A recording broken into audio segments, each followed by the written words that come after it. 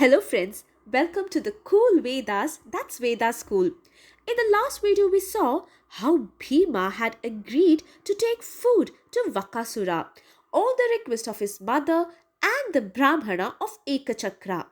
Today, let's see what happens further as the other Pandava brothers knows about this task that the mighty Bhima has undertaken. Now, this instance has been mentioned in Vaka Vadha Parva in Adi Parva. Let's listen along and find out what more happens in the house of the Brahmana in Ekachakra. So, after some time, the Pandavas returned home with the alms they had obtained during the day. Then Yudhishtira, having understood that Bhima was getting ready for a task, slowly went near his mother, and sitting by her side, Yudhishtira asked her in private, "What is the task, O mother, that Bhima of terrible power seeks to accomplish? Have you commanded him to do so, or is he doing it all by his own wish?"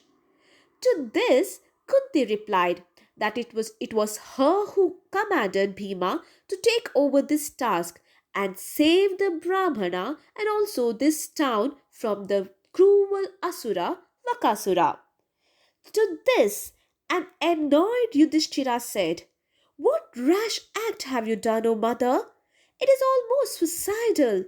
Why do you, O mother, wish to sacrifice your own child for the sake of others?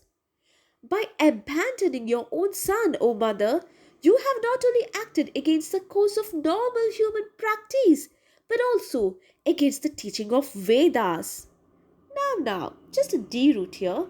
I wonder what will Yudhishthira say when he knows of Karna then? Just thinking. Now back to the story. So back to the conversation between Yudhishthira and Kunti.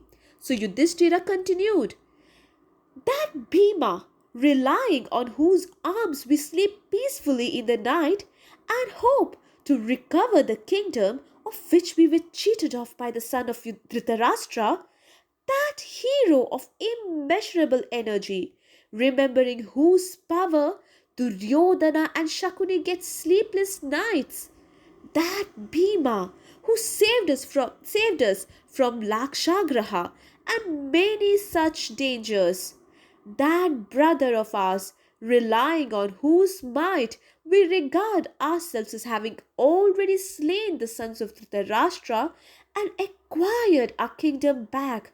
O mother, have you resolved upon abandoning him? Have you lost your reasoning? Has your understanding been clouded by the calamities you have undergone? O mother, what a rash act have you done?"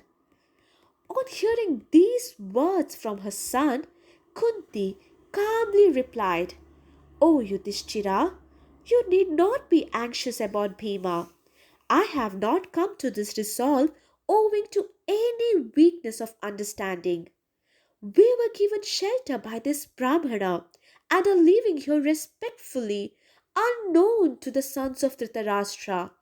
For the sake of repaying him, it is, O son, that I have resolved to do this.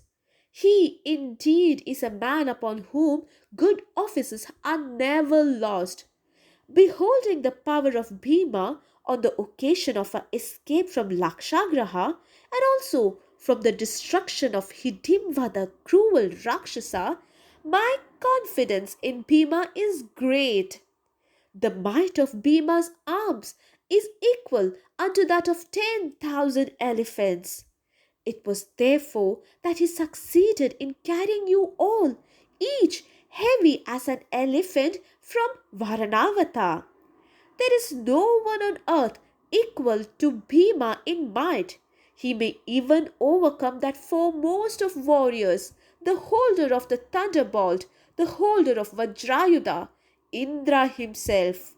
Soon after Bhima's birth, he fell from my lap to the breast of the mountain, and by the weight of his body, the mass of stone on which he fell down broke, it shattered into pieces. From this also, O my son, I have come to know Bhima's might. For this reason have I resolved to set him against the Asura. I have not acted in this from foolishness or ignorance or from motive of gain. I have deliberately resolved to do this virtuous deed. By this act, O Yudhishthira, two objects will be accomplished. One is a requital of the services rendered by the Brahmana, and the other is the acquisition of high religious merit. It is my conviction that the Kshatriya should protect anyone who is in need. If he does so, in his next life he will be born in a royal line commanding prosperity and the respect of other kings. The illustrious Vyasa too had told me the same before. These are the reasons, my son, for which I pinned Bhima against the Asura, Vaka. Having heard these words from his mother, Yudhishthira was convinced and he gave his consent to Bhima going to Vakasura with his food.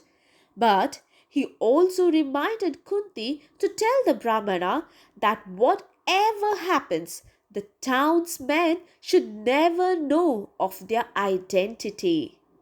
Kunti agreed to this, and thus Bhima was all set to see the man eating cruel Asura of Ekachakra, the cruel Vakasura. Now, will Bhima be able to slay this mighty Asura? If he does so, will the identity of the Pandavas become known to the townsmen of Ekachakra? Let's read along and find out more about this. Please like, share and subscribe our channel for more Mahabharata stories. Do not forget to press the bell icon. Thank you. Namaste.